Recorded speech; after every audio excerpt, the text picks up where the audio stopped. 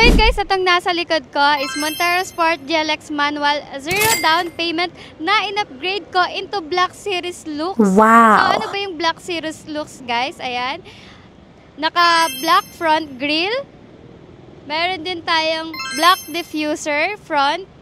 Hood emblem, ayan, naka-install na.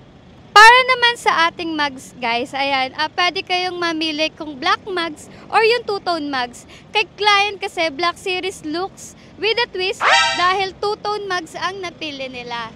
So, ayan, naka two-tone mugs si client. And, syempre, since nga Black Series, ayan, naka-black side mirror, naka-black handle, meron na rin naka-install na rain visor. Meron na tayong side step seal, yung rain visor, door handle. Meron na rin spoiler, ayan, black spoiler, black roof rail, black roof, ayan. Naka-black